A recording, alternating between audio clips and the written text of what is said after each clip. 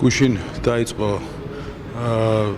საქართველოს პარლამენტის თავმჯდომარის ვიზიტი ავსტრიის რესპუბლიკაში. შეხვედრები ჰქონდა საქართველოს პარლამენტის თავმჯდომარის ავსტრიის ფედერალურ პრეზიდენტთან, ავსტრიის ეროვნული საბჭოს პარლამენტის მეორე პრეზიდენტ ბატონ კოფთან. შეხვედრებზე განხილული იქნა საქართველოს და ავსტრიის ორმხრივი ურთიერთობის საკითხები, რასაკვირველია განხილული იქნა საქართველოს და ევროკავშირის ურთიერთობები, საუბარი შეეხო სავიზო რეჟიმის ლიბერალიზაციას.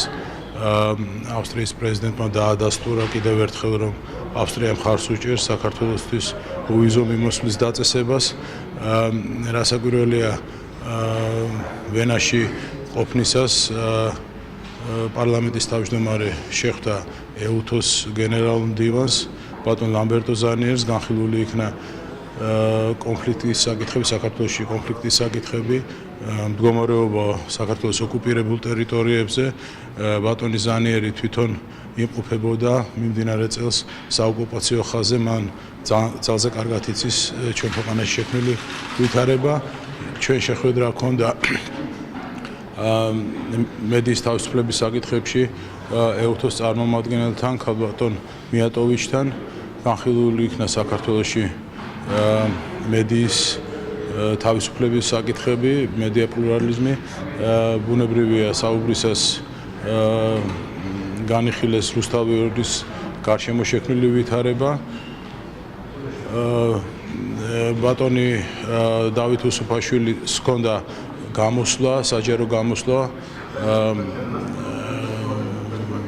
რომელზედაც მან დამსწრე საზოგადოებას ინფორმაცია მიაწოდა საქართველოში მიმდინარე რეფორმების შესახებ, იმ პრობლემების შესახებ, რის წინაშეც ქვეყანა დგას, რაც საქართველოს ტერიტორიების ოკუპაციასთან არის დაკავშირებული. საუბარი იყო რეგიონულ თანამშრომლობაზე, იმ საფრთხეებზე, რაც დღეს მსოფლიოში არსებობს. რასაკვირველია გვერდს ვერ აუვლიდით პარიზში მომხდარ ტრაგედიას და მის წინაპირობებს და შემდგომ განვითარებას. ამის ვიზიტი თქვენი აზრით იყო? ვიზიტი რასაკვირველი იყო წარმატებული, ვიზიტი იყო ძალიან დატვირთული, საინტერესო.